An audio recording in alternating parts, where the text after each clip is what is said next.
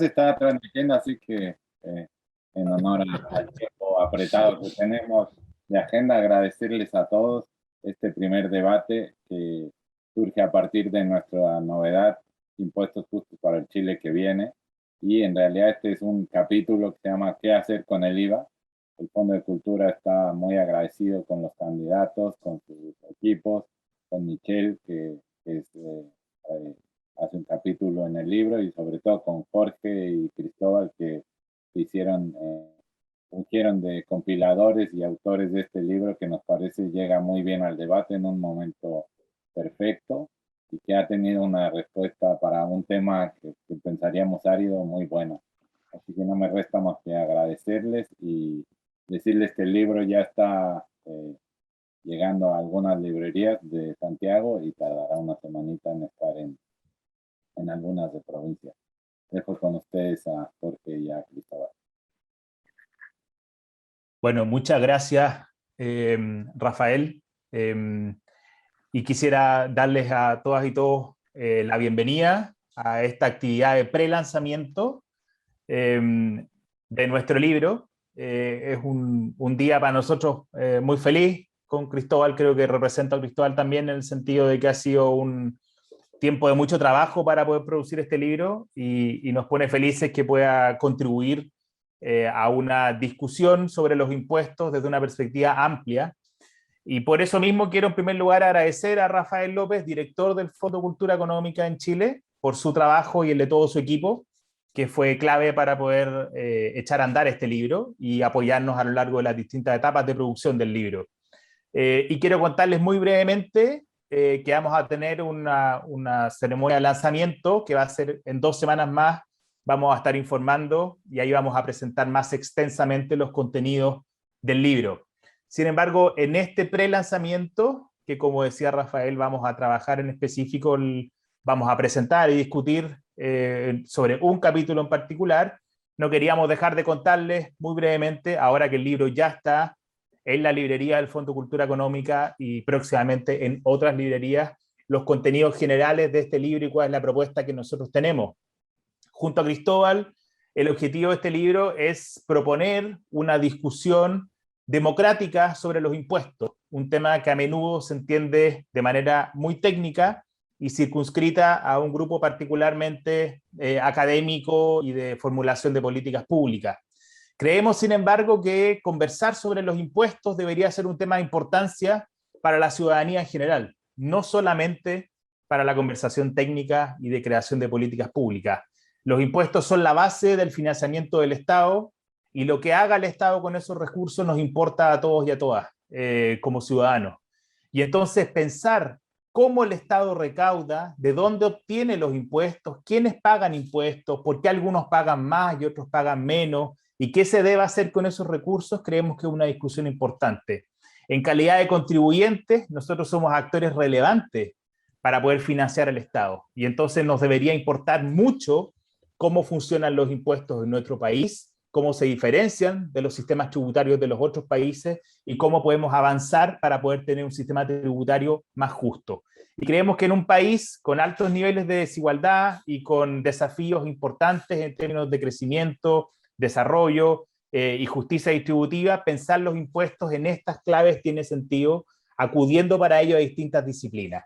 Muy brevemente, el libro tiene primero una introducción que escribimos en conjunto con Cristóbal, donde intentamos plasmar estas ideas y cuál es la propuesta que nosotros tenemos para entender los desafíos de justicia tributaria hacia los próximos años.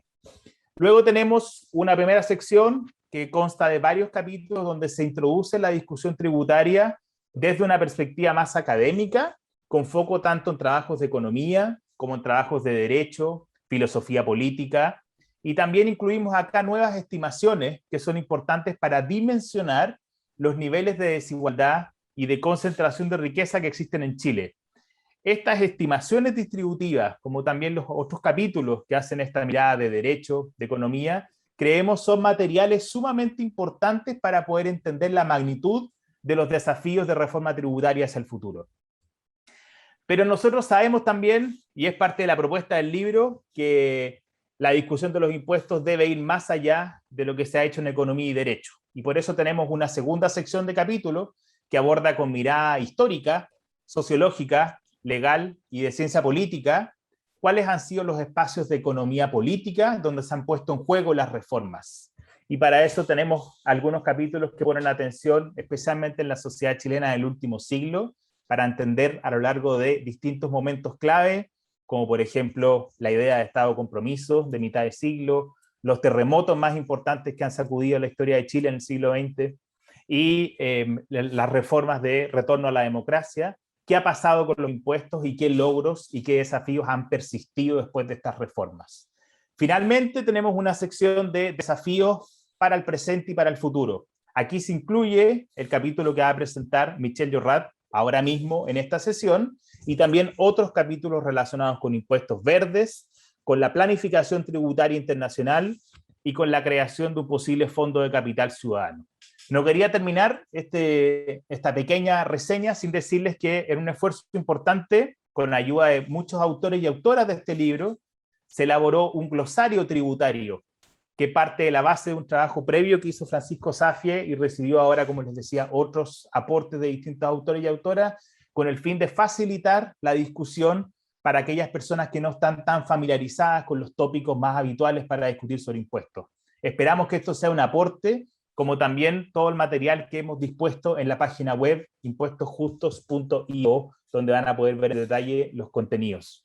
Una vez más, les doy las gracias por estar acá, interesados en este capítulo. Agradezco una vez más a Rafael, a Michel, a Cristóbal como coeditor, y los dejo con él para que pueda introducir esta sesión. Gracias, Jorge. Yo solo quiero hacer una breve introducción tanto de la discusión que elaborará Michel como de su recorrido profesional y del resto de los representantes.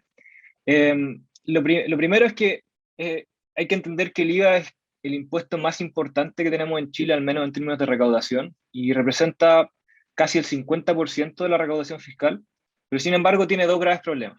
El primero es que es un impuesto que es altamente regresivo, lo que implica que quienes tienen más, pagan proporcionalmente menos que el resto de la población. Y el segundo problema es el alto nivel de evasión. Y es en este contexto en el que junto a Jorge invitamos a Michel a escribir un capítulo donde él profundice en el diagnóstico y proponga políticas en la dirección de hacerlo menos regresivo y de mejorar su cumplimiento tributario. Michel es ingeniero civil industrial de la Universidad de Chile y magíster en ingeniería industrial de la misma casa de estudios. Es también exdirector del Servicio de Impuestos Internos y actualmente se desempeña como profesor de la Universidad de Chile y como asesor internacional en asuntos tributarios. Michel va a presentar durante 25 minutos y luego será el turno de los representantes de las candidaturas presidenciales de comentar y de discutir tanto el diagnóstico como las propuestas abordadas en el capítulo de Michel, y de contrastarlas también con las propuestas en los programas de gobierno de sus respectivos candidatos y candidatas. En representación de Gabriel Boric, hoy nos acompaña Diego Pardo, quien es co-coordinador del programa. Diego es abogado de la Universidad de Chile y posee un magíster y un doctorado en Derecho en la Universidad de California en Berkeley. Ha trabajado como consultor para el BID y como abogado en el estudio Ferrada Neme, y antes de unirse a la campaña de Gabriel fue presidente ejecutivo de Espacio Público. Actualmente también se desempeña como docente en la Escuela de Derecho de la Universidad de Chile. Gracias, Diego, por acompañarnos hoy.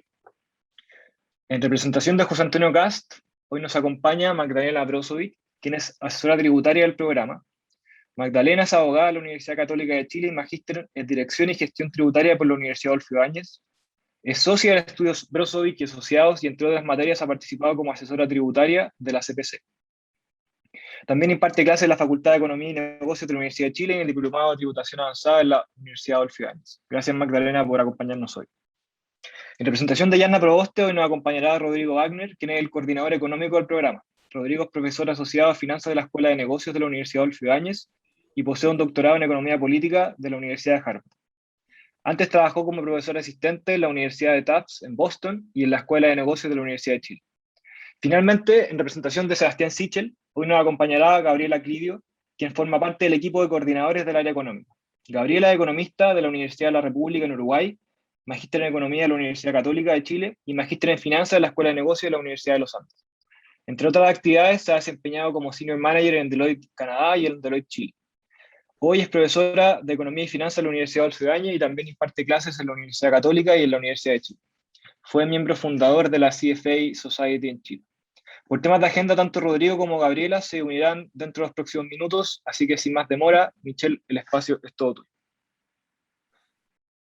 Muchas gracias. Voy a proyectar una presentación.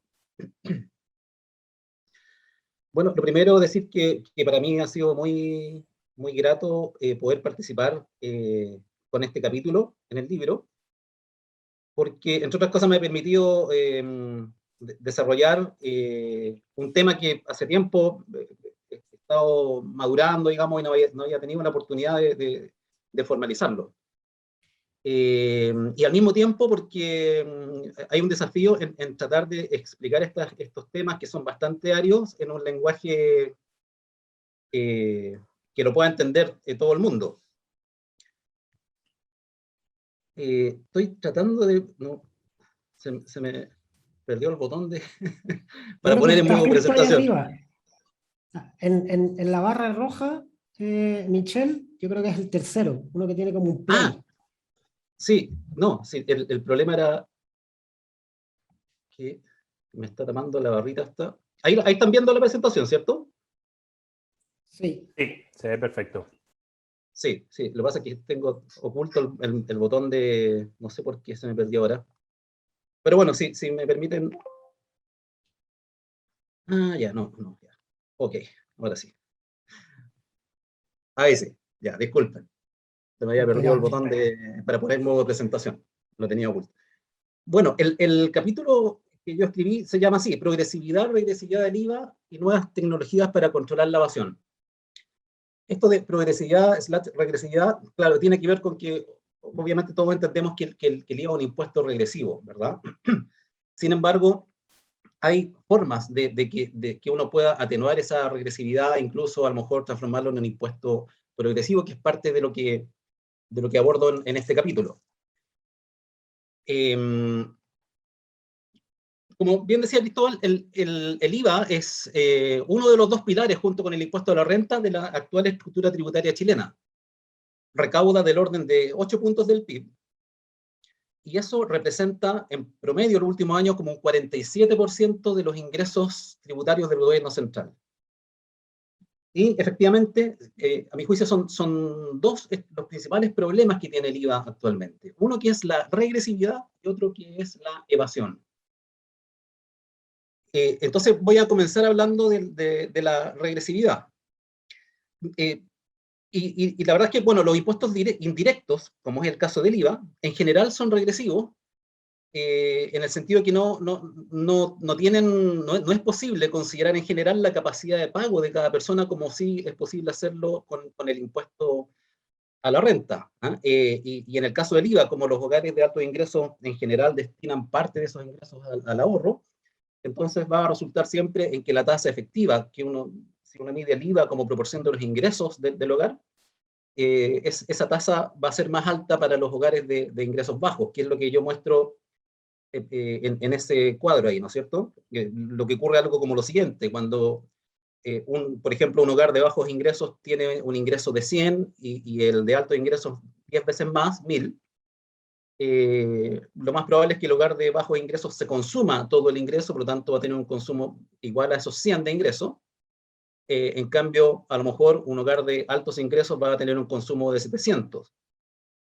Entonces, el IVA respecto de ese consumo, que es la tasa del 19%, va a reflejar, medido como porcentaje de los ingresos, en este ejemplo que estoy poniendo, un 16% para el hogar de ingresos bajos versus un 11,2% solamente para un hogar de ingresos altos.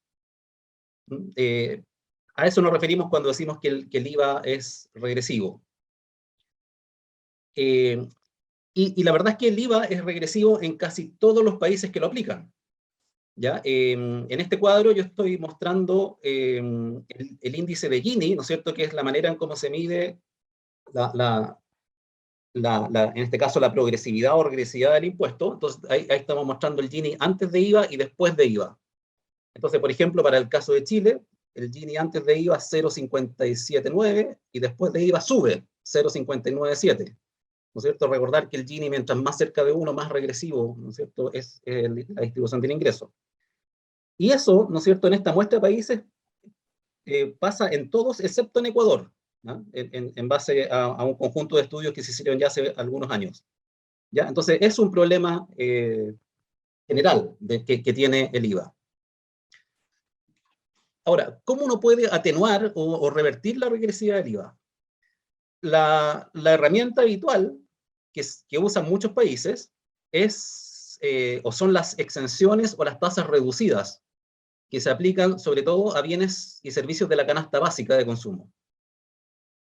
Bueno, en el caso de Chile, somos de los pocos países que tenemos un IVA con pocas exenciones, ¿ah? Y la verdad es que las exenciones que tenemos no son a los bienes de la canasta básica, y en general nuestras exenciones son más bien regresivas, es decir, profundizan la regresividad del IVA. Ahora, esta herramienta habitual, como yo digo, de exenciones y tasas reducidas, tiene algunos problemas. El principal problema es su poca focalización, en el sentido de que también las familias de altos ingresos compran los bienes de la canasta básica, ¿ah? Por lo tanto, cuando uno exime o pone tasas reducidas a determinados bienes de la canasta básica, también está haciendo una suerte de transferencia a los hogares de mayores ingresos. Y además de eso, ¿no es cierto?, es bien sabido que cuando el IVA tiene exenciones o tasas reducidas, eso abre nuevos espacios de incumplimiento. Permite que haya ciertas figuras que llevan a que aumente la evasión. Y por otra parte, tampoco es claro que el beneficio de una exención o tasa reducida se traspase completamente al consumidor final. En este cuadro estoy mostrando, para el caso de Chile, cuál sería el efecto de aplicar un IVA reducido a la tasa del 5% sobre los alimentos. Entonces, acá en la primera línea tengo el IVA actual, digamos, con la legislación actual, digamos, como porcentaje de los ingresos. Esto en base a la encuesta de presupuestos familiares. Aquí claramente se ve el tema de la regresividad. Entonces, por ejemplo, para el quintil 1, que es el de menores ingresos, el IVA representa un 22,7% de los ingresos. Esa tasa efectiva va cayendo hasta un 9,1% para el quintil de mayores ingresos. ¿Cuál sería el efecto de un 5% de tasa reducida sobre los alimentos? La segunda fila que tengo acá. Para el quintil de menores ingresos, se reduciría la tasa efectiva a un 18,7%. Ahora bien, también se reduce para el resto, ¿no? Por ejemplo, para el quintil de mayores ingresos se reduce de 9,1 a 8,2. ¿Ya? Entonces, esto sí tendría un efecto de atenuar la regresividad, en el sentido de que esta diferencia que se logra es más grande para los quintiles de menores ingresos. Pero de todas formas, ¿no es cierto?, hay una reducción para todos los quintiles. Y cuando lo vemos en términos de costo fiscal, acá en el estudio yo estimé que esta política de tasa reducida tendría un costo total, que estoy mostrando aquí, de 1,48% del PIB.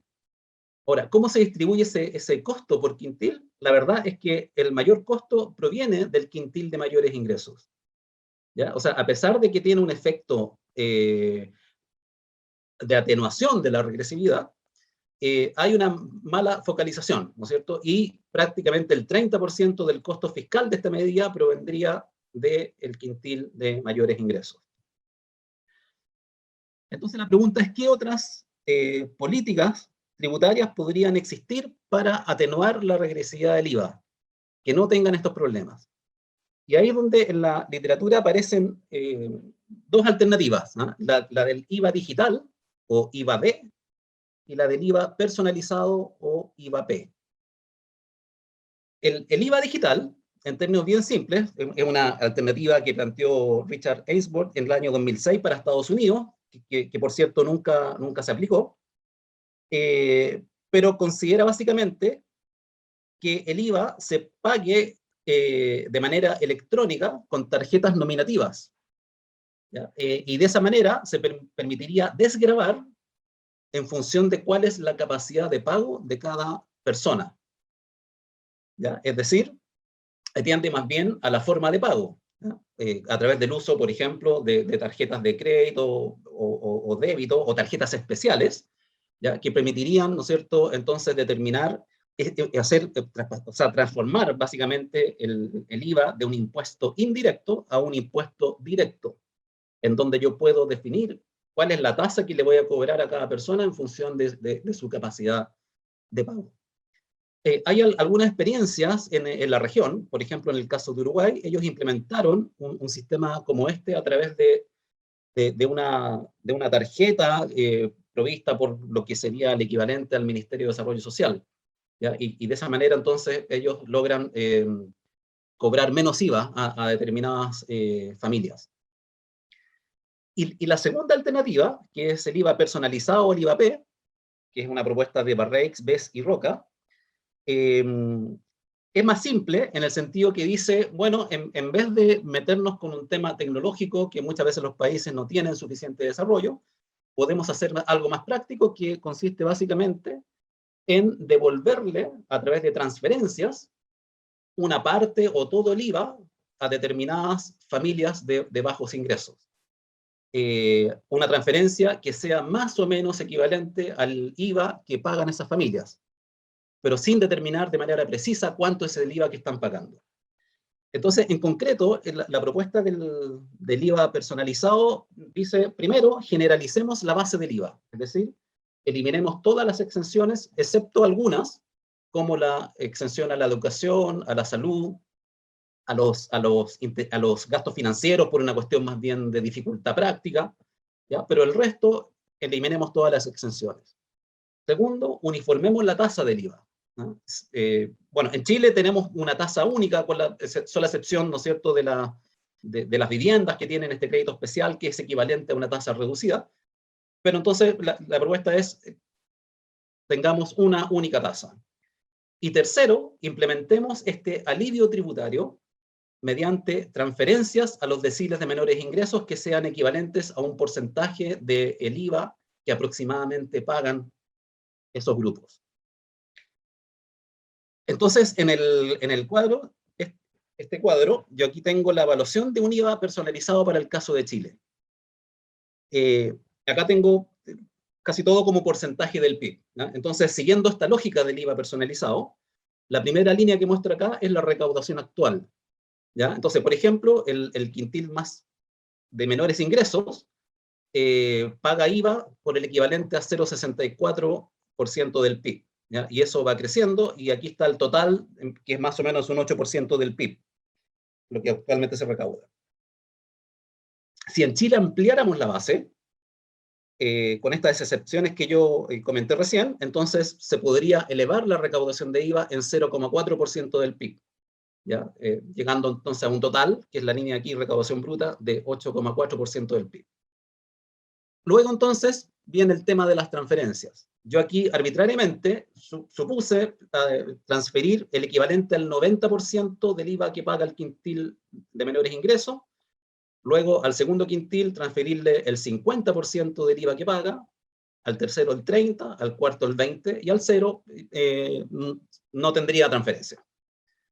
¿Ya? Entonces, esto está hecho de tal manera, porque quiero comparar con la alternativa de la tasa reducida de 5% de los alimentos, de tal manera que el costo fiscal es el mismo, ¿ya? Si se fijan acá, en el total, esto tendría un costo fiscal de 1,88, ¿ya? Pero si le resto la mayor recaudación por ampliación de base, entonces es el mismo costo que reducir la tasa a los alimentos, ¿sí? 1,48% del PIB. Sin embargo, los efectos de progresividad son muy superiores, que es lo que tengo acá. Por ejemplo, para el quintil de menores ingresos, esta alternativa permitiría bajar su tasa efectiva de IVA desde el 22,7% actual a un 2,3%, ¿ya? Es decir, una diferencia de 20 puntos. Y también reducciones sucesivas, ¿no es cierto?, para los quintiles 2, 3 y 4, en tanto que el quintil de menores ingresos, a diferencia del caso de la tasa reducida, no tendría una reducción, sino en este caso tendría incluso un incremento neto producto de la derogación de exención. En términos de cómo se distribuye el costo, acá al final tengo el costo fiscal, ¿no es cierto? Es un 1,48% del PIB el costo, y estaría mucho más concentrado, ¿verdad?, en los quintiles de menores ingresos, ¿ya? Y no estaría favoreciendo al quintil de mayores ingresos.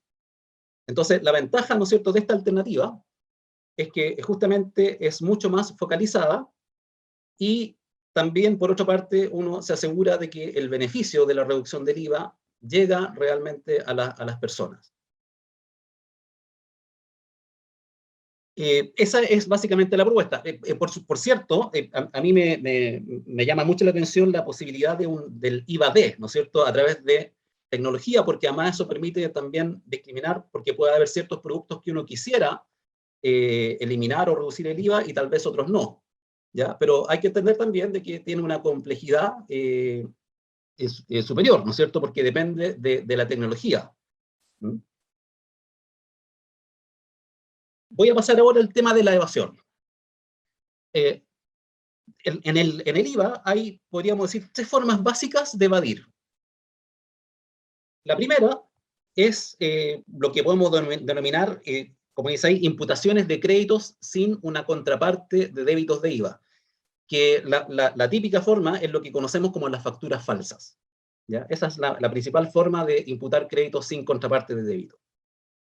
Una segunda forma, que también es muy típica, ¿no es cierto?, es la subdeclaración de las ventas al consumidor final, que es lo que normalmente conocemos como vender sin boleta, sin dar la boleta. Y la tercera, ¿no es cierto?, es rebajar como crédito fiscal el IVA de compras ajenas al giro de la empresa, que lo podemos asociar con figuras bien clásicas como cuando un empresario, ¿no es cierto?, va al restaurante con su familia y pide la factura a nombre de la empresa, ¿verdad? O va al supermercado y pide factura a nombre de la empresa. Esas son, a grosso modo, las 3 formas fundamentales en que se puede evadir el IVA, o que se evade normalmente el IVA. Esta es la tasa de evasión del IVA, ¿no?, de acuerdo a las estimaciones de impuestos internos. En la actualidad, según esas estimaciones, estamos en torno al 21-22% de evasión en el IVA. Subió, ¿no es cierto? En otros momentos del tiempo la evasión, incluso ahí se muestra que fue 18,5%, ¿ya? Y se pega un salto en el año 2008, a raíz de la crisis, y luego como que tendió a quedarse pegado en esos niveles, y ha ido descendiendo muy, muy lentamente. Me voy, en el capítulo hay una propuesta que tiene que ver principalmente con el tema de la evasión por facturas falsas, que es lo que yo llamo el IVA en línea, ¿ya? Como ustedes saben, la administración del IVA ha tenido avances importantes en temas tecnológicos, como la introducción de la factura electrónica, ya hace muchos años, ¿verdad? Y recientemente la boleta electrónica. Sin embargo, ahí yo explico que esos instrumentos por sí mismos no significan necesariamente reducir la evasión, sino que lo que nos permiten es contar con información que puede ser útil, si es que se usa bien, para reducir la evasión. Bueno, en el tema de las facturas falsas, inicialmente se pensaba que con la introducción de la factura electrónica iba a ser muy fácil controlarlo, ¿ya? Y la verdad es que eso no ha sido así. Por varias razones, ¿no? La cosa es que en la práctica hoy día siguen existiendo estas denominadas mafias de facturas falsas, que toma bastante tiempo descubrirlas, ¿no?, a pesar de que hay bastante información para cruzar, ¿ya? Entonces, la propuesta del IVA en línea es una alternativa que permitiría, a mi juicio, eliminar completamente la posibilidad de evadir por facturas falsas. Antes de explicarlo, voy a explicar cómo funciona un poco esto de las facturas falsas. Supongamos que hay un contribuyente que tiene un cierto nivel de ventas, 60, voy a suponer aquí, para facilidad de números, que la tasa IVA fuera 20%, ¿ya? Entonces, este contribuyente va a tener un débito del 20% de 60, o sea, 12. Tiene unas compras de 40, por lo tanto, tiene un crédito de IVA de 8. ¿Ya? Bueno, y no está conforme con el IVA que tiene que pagar, quiere reducir su IVA a pagar, y entonces compra facturas falsas, ¿no? Consigue facturas falsas que le permiten tener un crédito falso de 3,4. ¿Cómo se hace esto? Bueno, existen ciertas, que yo llamo mafias de facturas falsas, que son sociedades que se constituyen a través de palos blancos, digamos, personas de poca instrucción, que les pagan una cierta cantidad para crear sociedades. Entonces, por ejemplo, para lograr tener este crédito de 3,4, hay una sociedad, Palo Blanco, ¿no es cierto?, que le entregó una factura, ¿ya?, que hizo una venta ficticia, ¿ya?, con un débito ficticio que permitió a este contribuyente aumentar su crédito. Ahora, ¿cómo lo hace esta empresa para no tener que pagar el IVA? Bueno, inventa otro crédito ficticio, tal vez dejando un pequeño pago para no despertar sospecha, de crédito 3,2, y una pequeña cantidad a pagar. ¿Y de dónde saca este crédito de 3,2? Bueno, porque hacia atrás hay otra empresa que hizo lo mismo, probablemente detrás de estas empresas están las mismas personas, ¿ya?, que traspasa un crédito a través de una venta falsa, incorpora otros créditos, y así podríamos seguir varias etapas hacia atrás. Aquí voy a llegar hasta una tercera etapa, en donde hay un facturador falso 1, que finalmente es el que provee la factura a este facturador falso 2, y este facturador 1 finalmente tiene un IVA a pagar, pero no lo va a pagar, y no lo declara, ¿ya? Y Impuesto Interno va a tratar de ubicarlo, no va a existir, desaparece, ¿no? Y en esto pueden pasar muchos meses, o incluso años, hasta que Impuesto Interno puede desbaratar, ¿no es cierto?, esta mafia. Entonces, frente a esto, la idea del IVA en línea es que una mejor manera de eliminar la evasión por facturas falsas es evitando que éstas existan, en vez de tener que descubrirlas y perseguir a los responsables. Entonces, el IVA en línea consiste básicamente en obligar al comprador y al vendedor a pagar el IVA de manera simultánea con la emisión de la factura, ¿ya? Es decir, el comprador tendría que transferir los fondos al vendedor y este a su vez transferirlos al fisco, todo simultáneamente con el documento tributario electrónico. Es decir, esta es como la etapa siguiente a la implementación de la factura electrónica. Y la idea, ¿no es cierto?, es que cada contribuyente tuviera una especie de cuenta corriente en tesorería que mantuviera fondos suficientes para poder pagar el IVA de una compra. De tal manera que si el comprador no tiene fondos para cubrir el IVA de esa compra, no sería posible emitir la factura y por ende no habría crédito fiscal, ¿ya? O sea, para explicar mejor, vuelvo a la misma figura de esta cadena de facturas falsas, ¿ya? Entonces, la idea sería que cuando el contribuyente, ¿no es cierto?, que está supuestamente haciendo una compra falsa, aceptara la factura de este proveedor falso 3, automáticamente tendrían que traspasarse el monto de IVA de 3,4 pesos a la cuenta corriente del facturador falso 3 en tesorería. Por tanto, en ese momento ya la figura no sirve, ¿no?, porque no tiene sentido comprar una factura falsa si es que voy a estar obligado para poder usar el crédito a pagar el IVA, ¿ya? Ahora, siguiendo con esta lógica, entonces el facturador falso 3, cuando acepte la factura del FF2, también se traspasaría esos 3,2 pesos de IVA a la cuenta corriente en tesorería. Y lo mismo con el facturador falso 1. De tal manera que finalmente, al término del mes, ¿no es cierto?, tesorería retiraría de estas cuentas corrientes el IVA que le pertenece al fisco. Entonces, sin duda que de esta manera, ¿no es cierto?, la probabilidad de que hayan facturas falsas en el sistema se reduce, a mi juicio, a 0. Por supuesto, esto no es implementable de un día para otro, hay que hacer un desarrollo tecnológico importante, pero creo que hacia allá deberíamos caminar. Yo lo veo como la etapa siguiente a los avances que hemos hecho en el tema de factura electrónica y boleta electrónica. Y por último, para terminar con el tema de la evasión y con mi presentación, también en el capítulo abordamos el tema de la evasión por ventas sin boleta, en donde creo yo que la mejor forma de combatir esta evasión es promoviendo la masificación de los medios de pago electrónicos. La verdad es que a mi juicio lo que permite reducir la evasión no es la boleta electrónica, pero sí el uso de medios de pago electrónicos, que eso usted, yo creo que ya saben, ¿no es cierto?, que hace algunos años, cuando uno paga con tarjeta de crédito o débito, el voucher reemplaza a la boleta.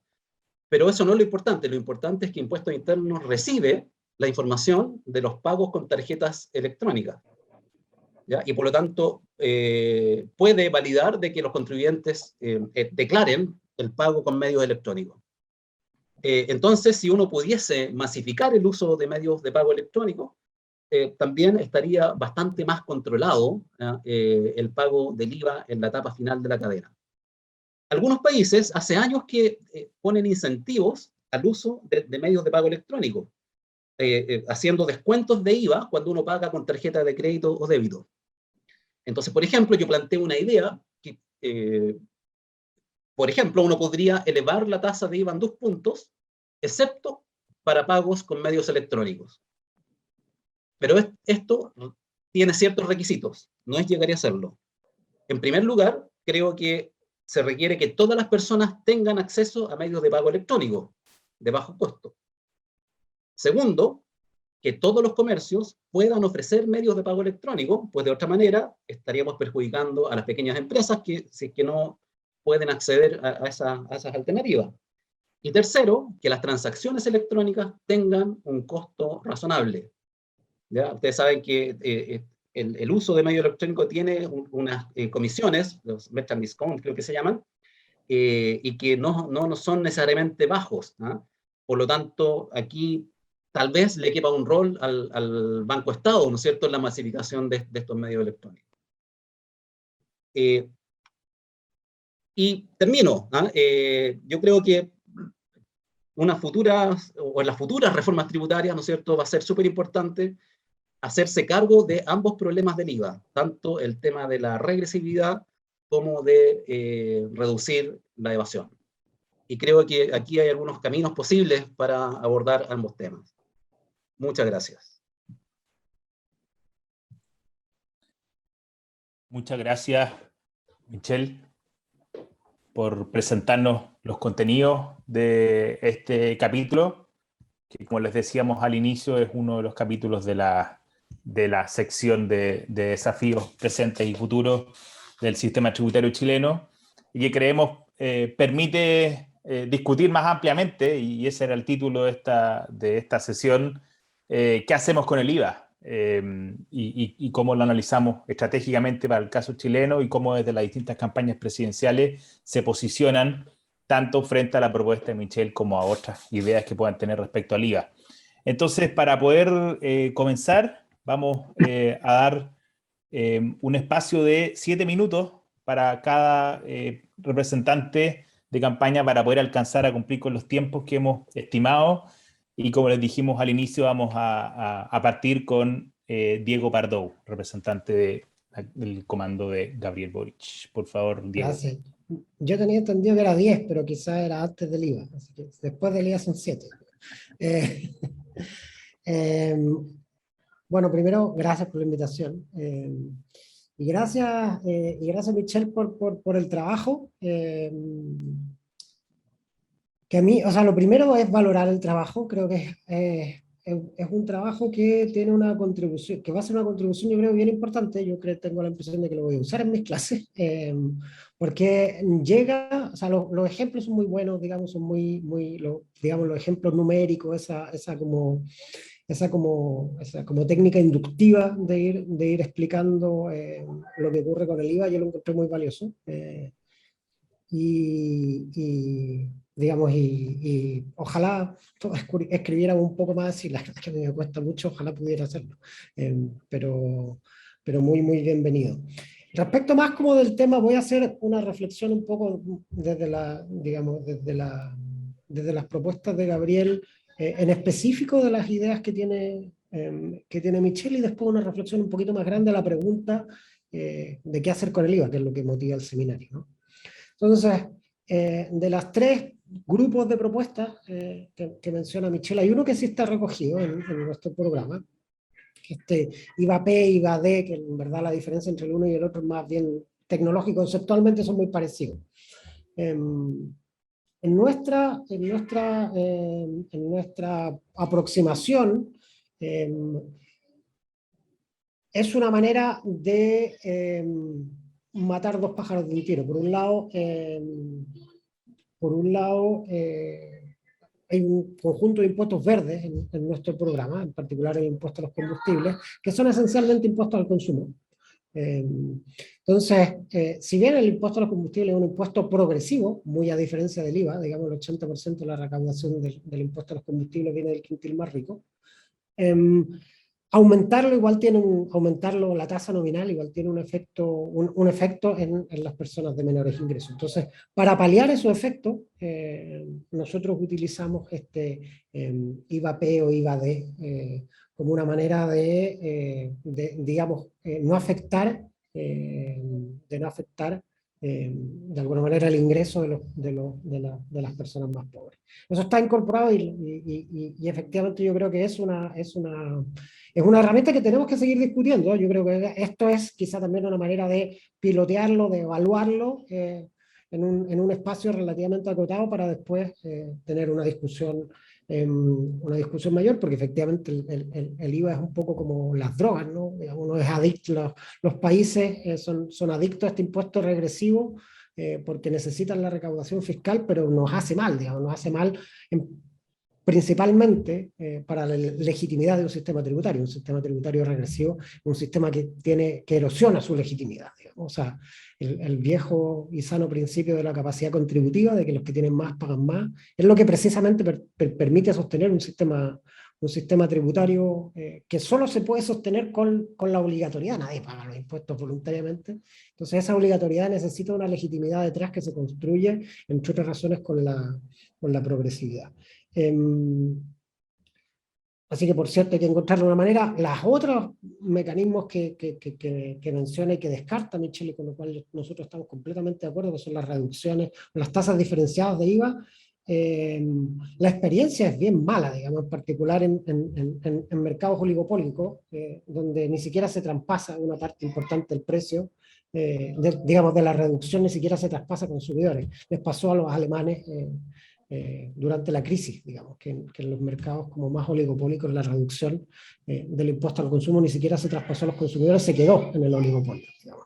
Que pasa de toda lógica, una vez que ya descubre el precio, para que se lo vas a bajar, el oligopolio no le baja. Así que esa, digamos, la parte del IVA-D, IVA-P está incorporada, o sea, nosotros contemplamos eso.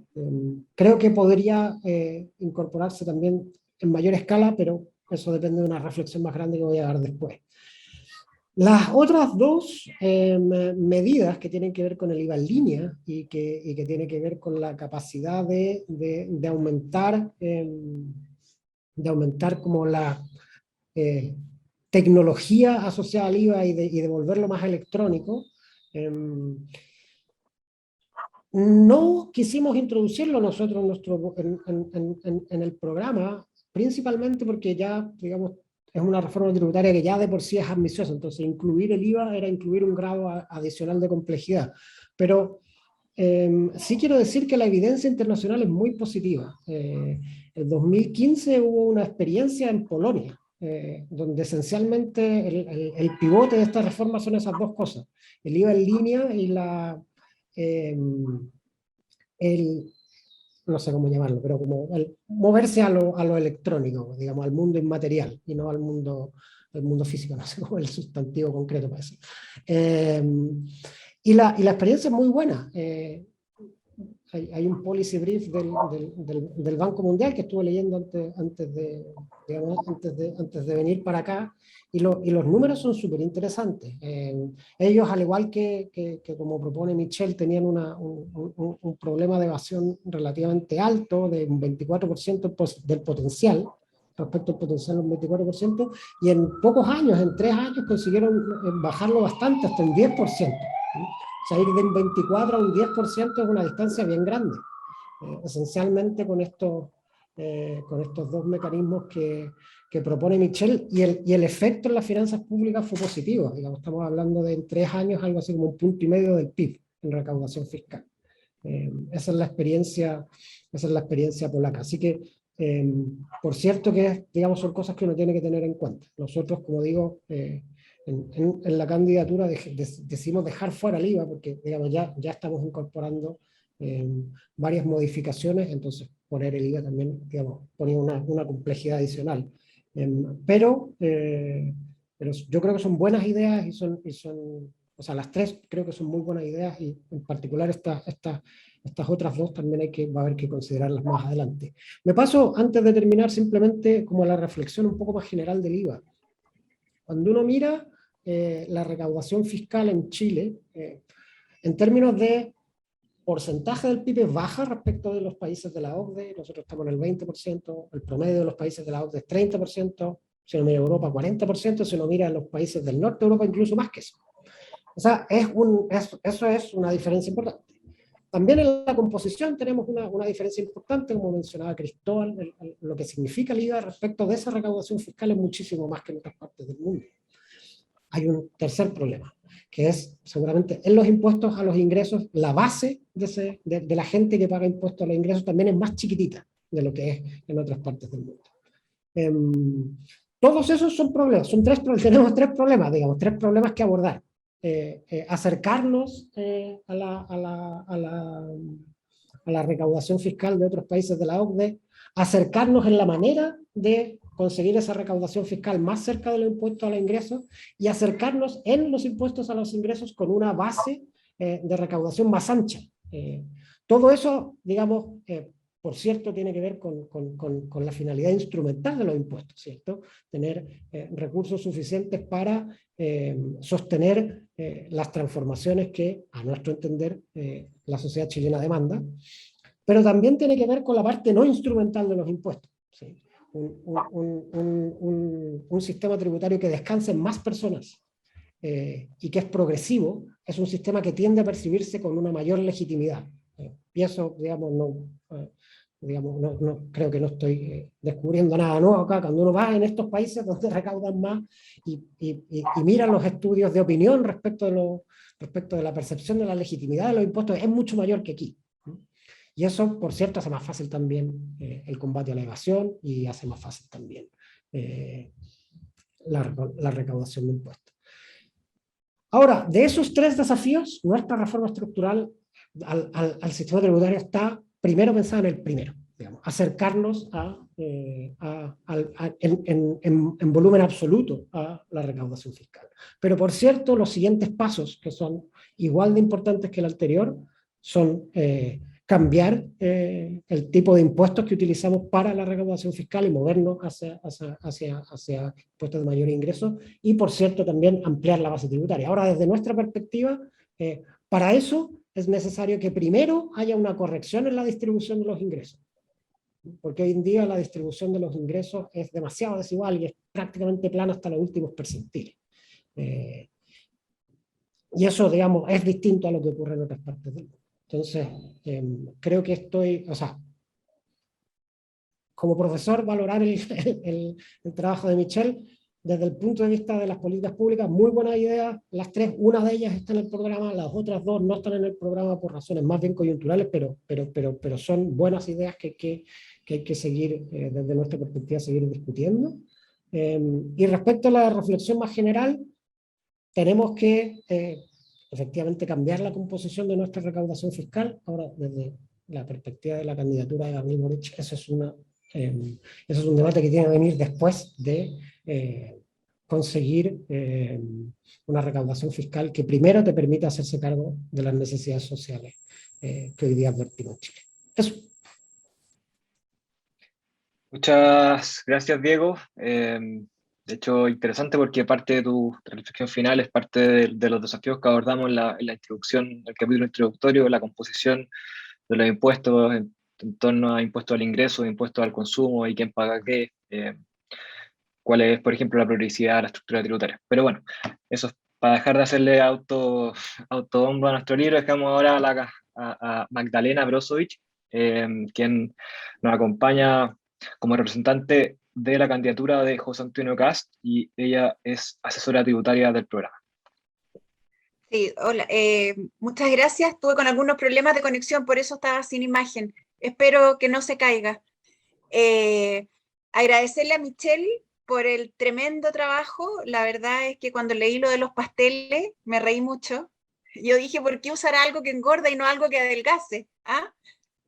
Pero fuera de broma, es un aporte, nos clarifica a todos también cómo funciona, ¿no es cierto?, este mecanismo la idea innovadora, además del tema del IVA digital, creo que dentro de todas las cosas malas que nos trajo la pandemia, así como enfermedad y terror, también nos trajo algunas cosas muy buenas y fue implementación de todo lo que es la digitalización en tema de IVA, boleta electrónica y todo lo que tú señalas, Michelle, en el libro, en el capítulo, en el fondo del libro, y se me fue felicitar a los dos profesores ahí, el tremendo esfuerzo de hacer una cosa así, realmente vayan mi respeto. Yo he tratado de hacer algunos ensayos de algunos de los cursos que hago y la verdad es que llegar a un libro es una meta dentro, así como tener un hijo y plantar un árbol. Yo realmente, Michelle, vayan mi respeto. Y quisiera un poquito solamente referirme a la propuesta, porque yo estoy aquí en calidad no de tributarista, sino que de la candidatura de José Antonio Kast. Entendí que en esa calidad es que estoy aquí presente. Por lo tanto, lo que me corresponde en estricto rigor es exponer lo que nosotros tenemos contenido en nuestro programa. Y dentro del programa en tema de IVA, nosotros tenemos dos cosas y no van a encontrar otras distintas, pero nosotros no bajamos el programa. Este programa está hecho hace más de 1 año y medio, cuando Chile era otro Chile. Y por lo tanto, como dicen por ahí, el programa no está escrito en piedra. Nosotros estamos abiertos a revisar muchas de las cosas que están contenidas en el programa. La realidad ha superado la ficción y yo creo que si hace 2 años nos hubieran preguntado cómo íbamos a estar hoy día, yo creo que nadie se habría acercado siquiera a la situación en la que estamos. Así que, en términos generales, solamente contarle a la gente que nos está escuchando que lean el libro, obviamente, con especial atención al capítulo de Michelle, que generosamente comparte sus conocimientos, y contarles que nosotros vamos por 2 vías. Primero, la disminución del IVA, y todos me van a mirar con una cara espantosa, pero eso es la propuesta nuestra. Nosotros creemos que bajando 2 puntos del IVA, no de manera instantánea, sino que a lo mejor dentro de los años en que dure el gobierno, que hoy día también estará con un signo de interrogación. No sabemos cuánto va a durar el próximo presidente, la convención tiene algo que decir ahí. Nosotros queremos bajar 2 puntos del IVA y ir también en busca de transferencias directas de lo que tiene que ver con el sector de la población más vulnerable, para poder devolver parte de lo que ellos pagan en IVA, y esa devolución, en el fondo, que no vaya sino a una cuenta particular de cada uno de esos contribuyentes de IVA, a mejorar sus pensiones en el futuro. Entonces, nos parece que es una buena idea. No es una idea nuestra, es una idea que se ha implementado, yo sé que en China y también en España. Son ideas que también han presentado Ignacio Briones en su candidatura cuando estuvo en las primarias, y básicamente en términos de este impuesto, ¿no es cierto?, indirecto, hasta como está hoy día en nuestra legislación, que Michelle propone que sea un impuesto directo. La verdad que esa parte, Michelle, yo me perdí. No entiendo cómo el IVA puede ser un impuesto directo. Entonces, no sé si después en las réplicas puedes ayudarme a comprender un poco esa idea, porque dada la formación académica que tenemos todos aquí, los que aprendimos de IVA, siempre en la clasificación, ¿no es cierto?, IVA directo era un impuesto indirecto. Entonces, quisiera entender esa idea innovadora que tú tienes, para ver si, así como yo digo que nuestro programa no está escrito en piedra, podemos incorporar ideas novedosas que finalmente lleguen a lo que todos estamos buscando, que es que este impuesto deje de tener el carácter regresivo que tiene y que logre, ¿no es cierto?, contribuir dentro de lo que recaudan los impuestos de una manera un poquito más justa, entre comillas. Sé que son conceptos vagos, en el sentido de, no de vagos de que vayan, sino que son difíciles de acotar. Entonces, en precisión, dentro de nuestro programa, ustedes solo van a encontrar la idea de la rebaja de los 2 puntos.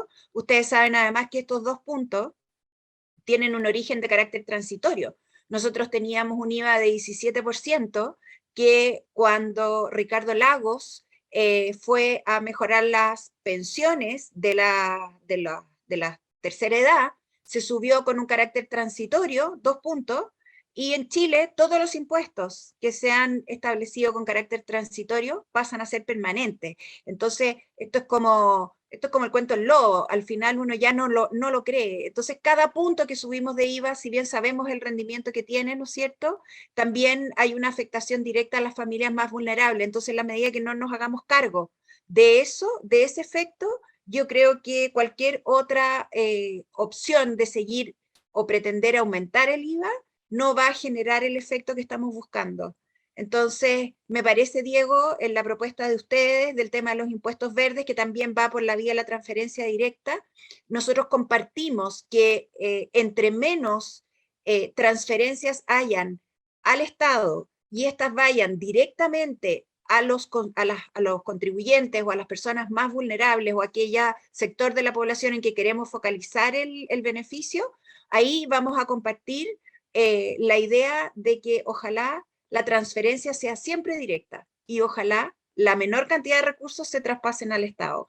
Así que bueno, para cumplir con el tiempo, yo puse aquí mi cronómetro, me quedan 30 segundos, cierro con nuevamente agradecer a la gente que nos está oyendo y muy especialmente al esfuerzo que están haciendo estos académicos y en especial a Michelle por su claridad en sus ideas, que no todos lamentablemente tenemos, me incluyo. Muchas gracias, Michelle. Muchas gracias, Magdalena. Y para poder tratar de acercarnos a cumplir los tiempos que hemos planteado, doy paso inmediatamente y aprovecho de saludar, darle la bienvenida y las gracias por incorporarse a Rodrigo Wagner. Los presentamos a todos antes, más en detalle en sus perfiles, pero ahora te doy la bienvenida, Rodrigo, las gracias por incorporarte en representación del comando de Jasna Proboste. Por favor, Rodrigo.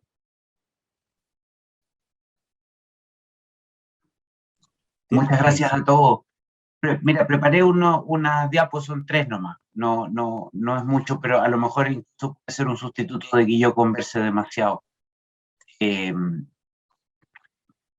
Entonces, primero agradecerle sobre todo a Michelle y a los autores, a los editores del libro por invitarme.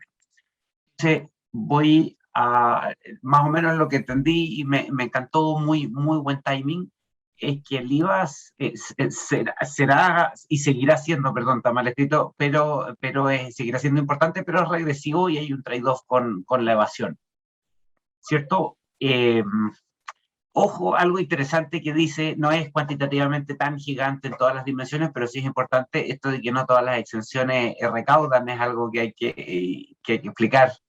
Y está muy bien explicado, muy bien dicho, se nota que tú realmente trabajas en esto. Es como la versión local, al final voy a concluir de que necesitamos algo como un instituto de Fiscal Studies, como ocurre en Gran Bretaña. Y de alguna manera Michelle ha venido a ser como él es como un Institute for Fiscal Studies con patas, entre comillas. Así que mis felicitaciones para él. No sé si es un piropo o un insulto, digamos, traté de que fuera un piropo, me disculpo, pero una institución, en el fondo un seguimiento empírico basado en evidencia con tiempo para entender de tributación empírica, que es muy importante. Mis comentarios. Primero, a mí siempre me ha tocado, por ejemplo, la otra vez me tocó conversar con la política de pricing óptima que debería tener los POS, no sé si la utilización digital de Banco Estado. Y claro, porque normalmente el POS de la competencia te cobra 2, 3, 1, hasta 3% de la transacción. Pero en realidad el Estado de Chile, si evaluara el proyecto como un todo, resulta que subsidiar un POS te da acceso a 19% de la transacción, ¿cierto? Entonces, la evaluación de proyecto que quizás tiene que hacer Banco Estado es una evaluación como Estado de Chile, y no como el holding, digamos, del Estado, y no como una institución, digamos. A veces ahí los KPI, los indicadores de cada organización son complicados. Oye, quiero ir a mis comentarios directos porque también soy aquí como el séptimo marido de Elizabeth Taylor, entonces ya es el último, tengo que decir algo nuevo. Primero, mira, me preocupa la regresividad del IVA, pero al mismo tiempo está siempre la discusión de si nos fijamos a veces más en el neto de transferencias totales que tiene el Estado, ¿sí? Sí tiene algo súper importante porque el IVA que yo me demoro en devolverlo o cosas así, hay un tema de liquidez, porque no solo la persona que tiene menos ingresos es más pobre, sino que tiene menos acceso a financiarse hasta que le devuelvan los impuestos 3 meses después o algo así. No ha sido un rico. Pero ¿qué estamos planteando desde el programa? Estamos pensando un poco más en cómo todas las políticas del Estado las podemos analizar como un paquete de tax y transferencias para hacerlas menos regresivas. Un ejemplo muy concreto, una mamá que tiene una hija de 17, una mamá soltera que tiene una hija de 17 años, sabe que si gana 100.000 pesos más, resulta que va a perder la gratuidad para su hija. O va a perder el beneficio X de salud, o así, beneficio muy grande. Entonces, generando discontinuidades muy importantes en la transferencia neta que le hace el Estado de impuestos menos subsidios y demás. Entonces, un poco mi impresión es que nosotros deberíamos planchar todo para que nunca no te convenga recibir más recursos de un empleo formal. De que en términos muy técnicos para los que trabajamos en economía pública, que los marginal tax rates no estén, nunca sean mayores al 100%, por ejemplo. Y en ese sentido, teniendo eso, me preocuparía un poquito menos de la regresividad misma del IVA, pero sí valoro mucho muchas de las cosas que dice Michel para la viabilidad política de ciertos cambios. Por ejemplo, impuesto a los combustibles, ahí un poco lo mencionó Diego por el lado, te enriquece el set de oportunidades para poder hacer impuestos. En ese sentido, muy valioso. Y en el segundo, quiero comparar un poco lo que tiene que ver no con combustible, sino que con alimentos. Porque es algo, yo siempre lo digo, cuando me toca evaluar un proyecto público, yo siempre hay que tratarlo con respeto porque aquí una señora de cada 5 panes que compró, uno fue a las arcas fiscales. Entonces, por eso tenemos que ser tan cuidadosos con el uso de recursos públicos. Entonces uno podría pensar en IVA rebajados y demás, que con las tecnologías nuevas son mejores, pero yo veo ciertas dificultades. Una dificultad acá que tiene que ver con la condicionalidad respecto del ingreso, que si no está coordinada con el resto de las transferencias, nos puede generar de nuevo, hoy no quiero perder la tarjeta del IVA, entonces mejor no me consigo esa pega formal, o no declaro, o no cotizo. Y eso es algo que, como cualquier paquete que tengamos, tiene que ser coherente, porque aparte, si no, la matemática de pensiones se nos vuelve muy difícil. Segundo, está el supuesto un poco de que logramos que el coeficiente de traspaso sea 100% hacia los clientes. Ese es un supuesto, digamos, que en algunos casos donde yo observo el precio sin IVA se podría dar, pero en otros es más complicado. Y tenemos en el programa, tratando de hacerse cargo un poco de esa dimensión, son los programas que no dependen del registro social de hogares o que no son means tested directo, que sería algo como los food stamps, como los programas de vales de alimentos sanos, gratuitos, para familia, que si tu familia tiene hambre puede ir a retirarlo, tú tienes un pequeño servicio tal como se hace con el control de niños sanos, pero en el fondo no se hace vía ingresos, sino que se hace por otras razones. Y eso tiene al menos 3 ventajas. Una es que esto funciona incluso si el Estado se demora 2 meses en saber que tú eres pobre o que estás en problemas. En ese sentido, tiene un sentido de la oportunidad, que fue muy complicado el año pasado. Segundo, al no ser condicional en registro social de hogares u otro, sino que funciona vía autoselección, reduce las fricciones que nos generan los programas en el mercado laboral, ¿cierto? Y bueno, esto que te decía del timing, cuando la familia lo necesita. Pero a mí me parece de todas maneras súper valiosa la influencia, algo de los distintos tipos de IVA y de la riqueza del cobro de impuesto final, de lo que está planteando Michel, me parece tremendamente útil. Eso, y entonces, perdón, me falta una diapo, eso. Y para terminar, felicitaciones por el trabajo, tremendo aporte y sobre todo oportunidad del libro. Me gusta esto que vayan mostrando un capítulo de a uno, digamos, para que reciba la atención que merece. Necesitamos tener, pensando un poco en las discusiones que uno ha tenido con otras candidaturas, algo como un Instituto de Fiscal Studies para las dos cosas, tanto para el potencial de recaudación, ahí hemos tenido, para aprovechar de polemizar un poco, algunas diferencias con el grupo de Diego, en cuanto a cuánto es el potencial de recaudación que uno podría tener, ¿cierto? ¿Para qué decir con el grupo Magdalena, digamos, donde... por otro lado también con cuánto cuestan las cosas, o sea, cuánto cuesta una pensión básica universal, cosas así, sería importante que estuvieran ubicadas para que todos pudiéramos transferirlo. Eso, y los otros, en el fondo, la típica preocupación de economía pública entre la regresividad del instrumento versus la regresividad total, ¿cierto? Pero tenemos que hacer que el IVA sea un poquito más tolerable, y ahí, pucha, que viene bien todo lo que ha dicho Michelle. Muchas gracias. Muchas gracias, Rodrigo. Ahora dejo con ustedes a Gabriela, quien es representante del comando de Sebastián Sichel. Yo creo que si ustedes googlean a Gabriela, la van a encontrar en 3 foros hoy día, así que te agradezco mucho, Gabriela, por tu generosidad de estar aquí. Me imagino la apretada de la agenda. Bueno, y para no demorar más esto, te dejo el espacio. Bueno, la biografía ya la dimos al inicio, así que ya detallamos, la gente ya sabe más o menos cuál es tu background. Muchísimas gracias, Cristóbal. Muchísimas gracias por la paciencia. Muchas gracias a todos. La verdad es un gusto para mí estar acá. Yo soy más vieja que ustedes, entonces me canso mucho, aunque estos foros algunos sean por Zoom y otros sean en persona, me canso un poco. Quiero partir, hice una mini presentación en realidad para tratar de los puntos que a mí me parecieron como súper importantes y quería darles un seguimiento. No escuché las presentaciones que hizo, los comentarios de Magdalena, ni los comentarios de Rodrigo, ni los comentarios de Diego, no, ni lo que dijo Jorge, creo que también comentó acá. O sea, no escuché los comentarios anteriores porque, como tú decías, estaba en otro foro.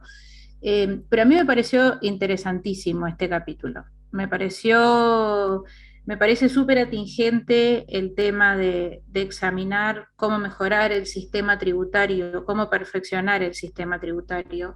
Estamos todos de acuerdo con la regresividad y lo regresivo que es el impuesto del IVA. Sin embargo, también tenemos claro que es un impuesto que es fácil de recaudar. Entonces, yo por mi lado, digamos, como Gabriela y como representante de la candidatura de Sebastián Sichel, es que nosotros, de partida además, como creemos que es un impuesto que es fácil de recaudar, a pesar de que haya una evasión del 22%, que sin duda tenemos que tratar de disminuir y de combatir, creemos que hay que seguir manteniendo esta tasa del IVA. Nosotros creemos, y me pareció entender eso al leer el capítulo también, que el hecho de establecer, por ejemplo, tasas diferenciadas de IVA, si fuera así, no tendríamos, para disminuir la regresividad, digamos, no tenemos cómo asegurarnos que ese beneficio de la menor tasa de IVA, o al tener tasas diferenciadas, llega al consumidor final. Y entonces nosotros desde la candidatura lo que hemos planteado para mejorar el ingreso de las familias más vulnerables y atenuar de alguna manera la regresividad del IVA, que es el impuesto que más recauda, justamente son las transferencias directas. Y al final del libro, y entre medio, de todas las reflexiones que tú hacías, Michelle, a mí me pareció entender que era una buena solución para mejorar la regresividad, no como para atajar la regresividad del impuesto, que básicamente es la gran crítica que se le hace a este impuesto, el tema de utilizar las transferencias directas como mecanismo. Nosotros en el programa hemos planteado 4 transferencias directas y además 4 garantías, digamos, y una de las transferencias es justamente la devolución del IVA pagado en alimentos y en medicamentos a las familias más vulnerables. El avanzar hacia el IVA más regresivo que es una de las, pensando en el IVA del futuro, en el último punto, en el punto 4 del capítulo, está en esa línea, ¿no? Cómo pensar en un IVA que sea menos regresivo. Me pareció súper interesante el tema del IVA personalizado. Me parece que igual puede llegar a ser difícil de implementar si no tengo saldo en las cuentas. Me parece que puede llegar a ser algo más difícil de implementar el tema del IVA digitalizado, pero me pareció súper interesante. Me pareció también que yo sí le otorgo un peso súper importante a la introducción de la factura electrónica, y en ese sentido tengo una opinión algo distinta a lo que aparece mencionado en el capítulo. O sea, yo sí creo que en el fondo la introducción de la factura electrónica, quizás más al introducir transferencias directas sobre el IVA pagado, el mismo consumidor va a exigir la boleta. Lo que sí es cierto es que la introducción de la factura electrónica para el comercio que no quiere emitir factura no es un estímulo, digamos, viene por el lado del consumidor, que exige la factura para poder después hacerse de esa transferencia directa.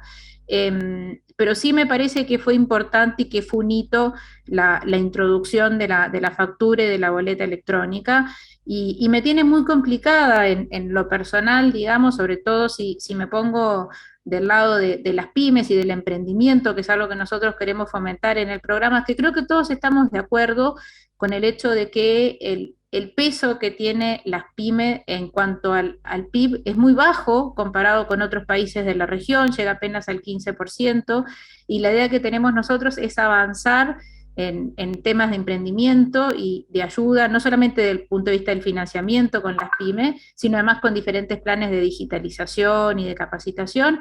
Y para eso en realidad hemos propuesto mecanismos que van por el lado de que no se pague impuestos durante el primer año si la pyme se formaliza, y en ese sentido me parece que el comercio ambulante va exactamente en la dirección contraria, y me refiero a este caso porque lo veo con preocupación, que es algo que ha crecido enormemente en algunas comunas. Y lo otro que me parece súper interesante de las conclusiones del capítulo, que además te quiero decir que cuando empecé a mirar el capítulo y decía página 305, dije, no puede ser que me tenga que leer 305 páginas. Pero lo que me pareció súper importante es que por un lado tengo evidencia empírica, tengo datos internacionales, tengo muchos datos de Chile, y además tengo cómo puede ser el camino hacia adelante. Y el tema de la importancia que pueden tener los medios de pago electrónico me parece súper importante. Quizás ahí hay que igual estar siempre sobre la pista de qué va a pasar con las tasas de transferencia, donde ahí hay temas de fiscalía, digamos, y la adopción de estos medios de pago en ese sentido, ¿no? Pero en realidad te felicito, o sea, me parece súper completo.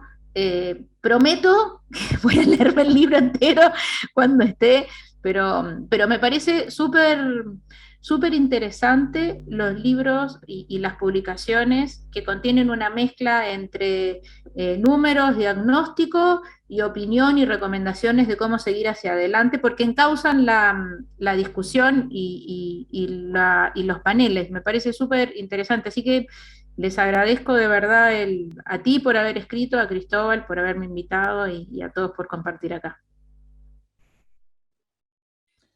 Muchas gracias, Gabriela, por tu presentación. Vamos a tener ahora un pequeño espacio de réplicas. Antes solo quiero darles el aviso, porque lo han mencionado a lo largo de sus presentaciones, de que el libro ya está disponible. Pueden adquirirlo a través del sitio web del Fondo Cultura Económica. Y también ya está disponible el libro, nos avisan, ya en la librería del fondo, en el centro, para que sepan. Y ya desde la otra semana va a estar en las próximas librerías. Y también está el sitio web activo, impuestosjustos.io, donde pueden ver el índice completo y otros materiales que vamos a ir subiendo como esta misma sesión. Tenemos, en honor al tiempo, un muy breve espacio de réplica para quienes deseen comentar algo, y por supuesto partimos con Michelle. Te pedimos aproximadamente unos 3-4 minutos máximo Y luego para los representantes y las representantes de las campañas, si tienen un minuto de cierre, réplica, bienvenido también. Michelle, por favor. Gracias. Sí, no, bien breve porque, bueno, primero agradecer los comentarios. La verdad es que no tengo muchas críticas que responder, así que tomé nota de algunas cositas que me gustaría comentar. Por ejemplo, partiendo por... Diego enfatizaba esto de que, claro, cuando uno pone tasas reducidas, no es fácil saber si es que el beneficio va a ir realmente a las personas o se va a quedar ahí perdido entre medio. Y la verdad es que en Chile tenemos una evidencia de eso. En la reforma del 2014 se modificaron los impuestos a las bebidas y en particular se puso una tasa más alta para las bebidas azucaradas respecto de las sin contenido de azúcar. Pero si ustedes se fijan en los supermercados, no hay ninguna diferencia de precio entre una y otra. ¿Ya? Es como que el supermercado o el productor, no sé quién, subsidia uno con otro igual a los precios. Y entonces no ha tenido ningún efecto. Algo parecido puede pasar, yo creo, con una tasa reducida o con una exención. Eso se me vino a la mente. Bueno, y también hablaba de que en países que recaudan más hay más legitimidad del sistema tributario. Ese es un concepto bien importante, o yo lo llamo también la aceptación del sistema tributario, y que tiene mucho que ver con que quienes pagan impuestos, quienes pagamos impuestos, percibamos, ¿no es cierto?, de que esos impuestos se gastan bien, y que recibimos el beneficio, digamos, de ese pago. Yo lo encuentro que es un concepto súper importante. Después, Magdalena, hay una pregunta concreta que me hizo, ¿cómo esto del IVA directo? Sí, o sea, a ver, básicamente tiene que ver con que las tecnologías te podrían permitir saber exactamente cuánto consume cada persona, ¿no es cierto?, cuando uno paga con medio electrónico. Y por lo tanto, en teoría, uno podría cobrarle a cada persona una tasa de IVA en el extremo, adecuada para su nivel de capacidad de pago, digamos, para su nivel de renta. Y eso gracias a la tecnología. O sea, es como que se transforma en una especie de impuesto directo. ¿Ya? Es bien interesante lo que permite en ese sentido, o la tecnología, o la capacidad de tener más información. La otra vez se mencionaba en una reunión en que estuve también la posibilidad de transformar las contribuciones. Bueno, aquí voy a entrar en otro dilema, porque de mi punto de vista, las contribuciones son como un impuesto indirecto, ¿no? Porque no tienen que ver con la capacidad de pago de la persona, sino que tienen que ver con la propiedad. Pero entiendo que también a veces eso puede ser... pero hoy día, por ejemplo, las contribuciones de bienes raíces son en función del valor del inmueble, y con independencia de quién es el dueño del inmueble.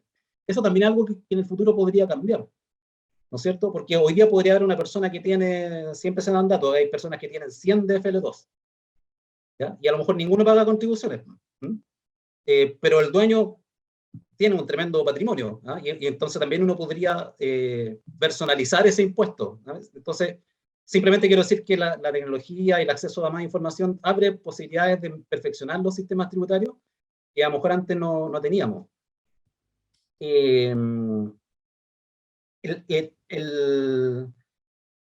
Bueno, yo sin meterme en si corresponde o no bajar el IVA bajar el IVA en general, sí hay una idea que en la medida en que uno logre ir reduciendo la evasión, y suponiendo que uno define una carga tributaria meta, ¿no es cierto?, cualquier reducción de evasión permanente podría eventualmente transformarse en bajas de impuestos. ¿Ya? Y a lo mejor uno podría establecer algún estímulo, ¿no es cierto?, a bajar la evasión e ir bajando algunas tasas, ¿no es cierto? Es una idea que probablemente estamos lejos de eso porque sabemos que necesitamos aumentar la carga tributaria, pero llegado a un cierto nivel uno podría plantearlo en esos términos. Coincido con Rodrigo que no necesariamente cada instrumento tiene que ser progresivo, ¿ya? Yo creo pero en el caso del IVA, yo creo que el tema está justamente en que el IVA es casi la mitad de la recaudación. Entonces, la regresividad del IVA marca la progresividad del sistema tributario en su conjunto.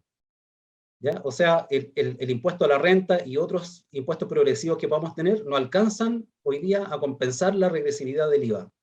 ¿Ya? Y entonces, ahí yo veo una una característica que hace importante preocuparse de la regresividad del IVA en particular. ¿Ya?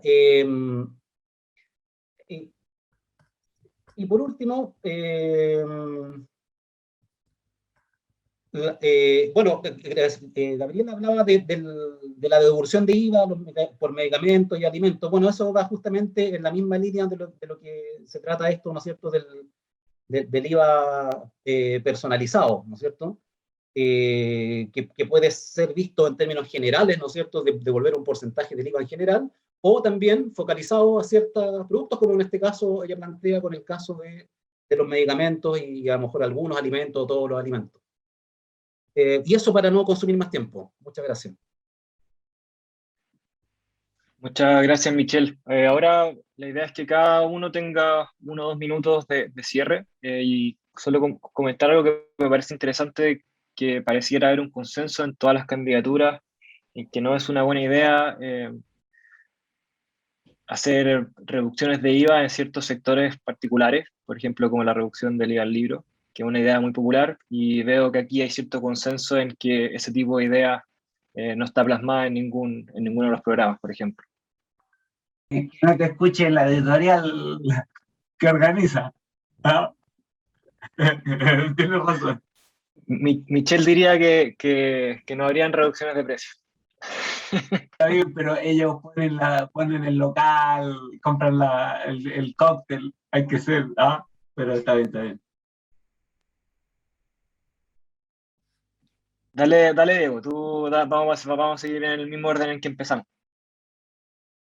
Ya, bueno, pues solamente agradecer la invitación, recoger algo que dijo Michelle en alguna parte a propósito de las contribuciones, que es que está en nuestro programa, digamos, la idea de migrar a un sistema de contribuciones que sea capaz de, bueno, en la parte de la base imponible, de reconocer el valor comercial de las cosas, digamos, no esto como procedimientos como prehistóricos de valoración de las cosas que tenemos con los inmuebles, pero también en la tasa que reconozca las diferencias entre, digamos, un jubilado que tiene su casa, digamos, para terminar los días de su vida, y las personas que tienen 100 de FL2, que son cosas completamente distintas. De nuevo, con la idea del viejo principio de la capacidad contributoria y lo importante que es, digamos, para la legitimidad del sistema. Y estoy muy de acuerdo con una reflexión que hizo, que es que la tecnología nos permite, de alguna manera los impuestos indirectos son como consecuencia de nuestras limitaciones tecnológicas. Y las ventajas tecnológicas nos permiten irnos moviendo un poco fuera de esos impuestos, que claro, tienen la ventaja de que son fáciles de cobrar, pero la desventaja de que te deslegitiman tu sistema. Entonces, la tecnología nos muestra una alternativa ahí que yo valoro y espero, y creo que es bastante transversal en las distintas candidaturas que están hoy compitiendo por el gobierno. Muchas gracias, Diego. Sí. Magdalena, por favor. No, yo solo reiterarle el agradecimiento a Michelle y a ustedes, y creo que ya está todo dicho. Creo que además con la Gabriela tuvimos en la mañana una sesión bastante larga, así que, y muy temprano, y ya es muy tarde, y yo tengo que estar además en otro lado hace mucho rato, así que agradezco a todos la asistencia y espero que nos volvamos a encontrar pronto en otro capítulo. Siempre es un agrado compartir. Muchas gracias. Muchas gracias a ti, Magdalena, por tus comentarios y participación. Y bueno, cerremos luego con Rodrigo y luego vamos con Gabriela. Voy a hacer brevemente como actividades. 2 cosas. Primero, volviendo al punto de... todos a las actividades de todos. Así vamos sí, todos a todas las actividades. Sí, eso. Me traen carne aquí mientras traigo. Oye, no, Michelle, tú mencionaste sobre el fondo que yo te respondí de ida, oye, pero hay que mirar el neto. Y tú me dijiste, oye, pero esto es la mitad de los impuestos. Entonces, ojo, ¿cierto? Yo simplemente tengo un pequeño comentario de vuelta, pero estando de acuerdo contigo, que es que miremos el neto de impuestos y transferencias del Estado. porque en ese último pedazo ahora tenemos a un montón de gente muy asustada por perder los beneficios y hay unos, entre comillas, impuestos escondidos que nosotros tenemos que planchar completamente. Pero ese es un poco, pero estoy de acuerdo contigo de que el IVA cuantitativamente es importante. Lo que pasa es que por el otro lado, cuando tiene perder la gratuidad en un percentil justo, son 25 millones de una, es una tasa marginal de infinitos %. Por eso en el programa tenemos un presupuesto de $1.000 millones o 800 millones más o menos en tratar de ver cómo podemos planchar los programas grandes para no tener esas distorsiones.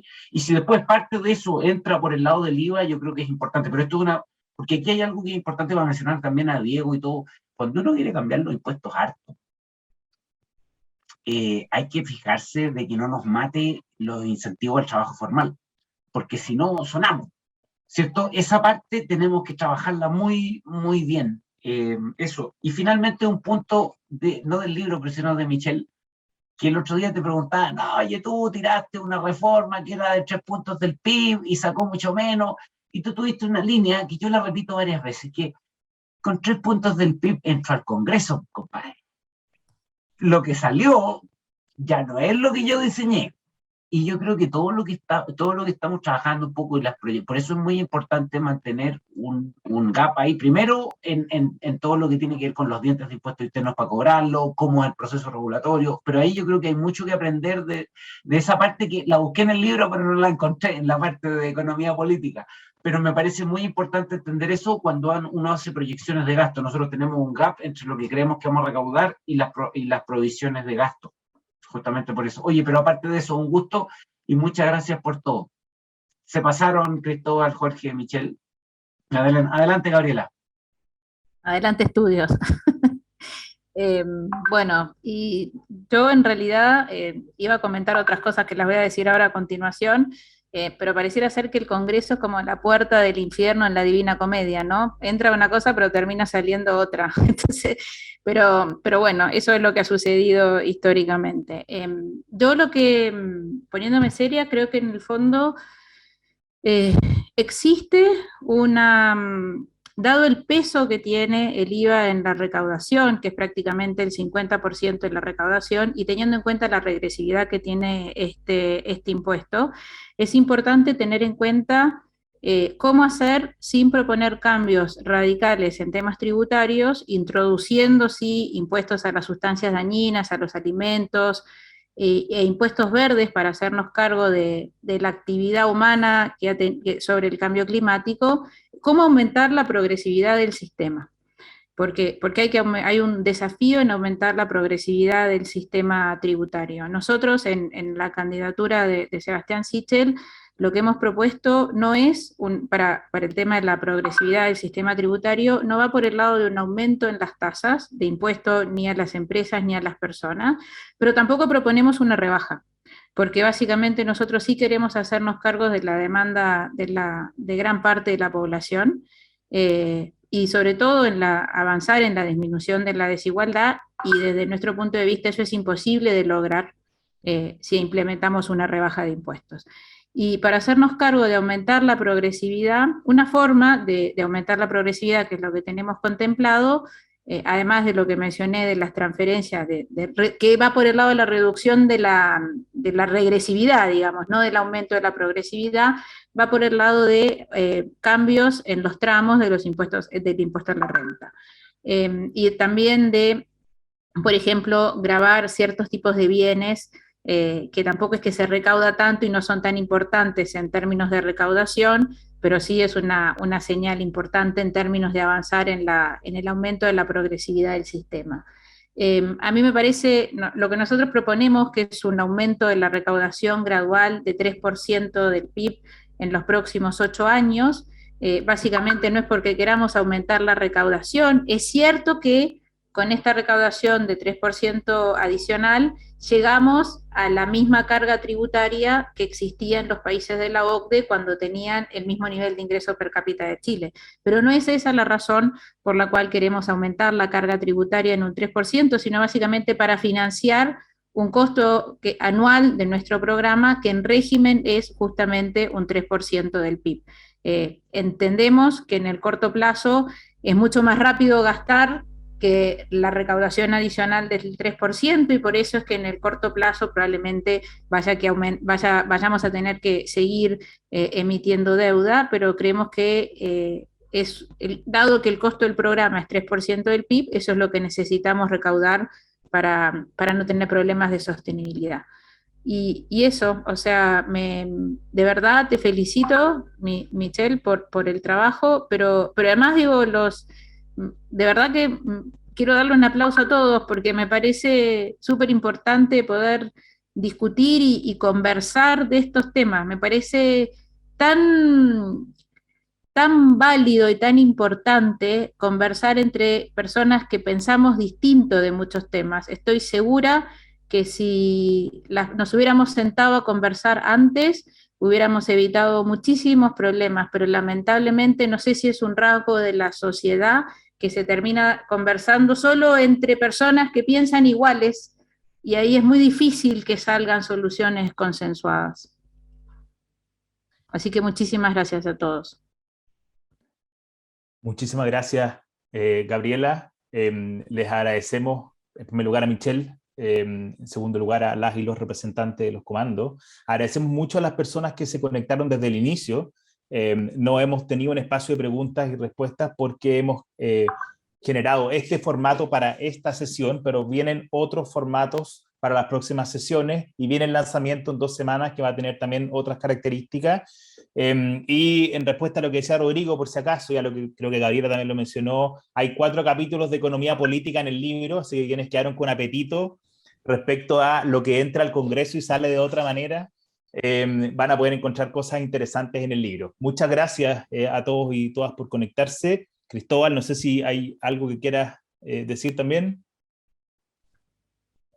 No, solo agradecer a todos y a todas, y que concuerdo con Gabriela de que estos son justamente los espacios que queremos fomentar, básicamente con el libro, generar un insumo y convocar a gente que no necesariamente piensa igual, a discutir en profundidad respecto a una idea que tienden a ser compleja, y el objetivo justamente de esto es poder ayudar a democratizar estas discusiones y ponerlas y aterrizarlas un poquito.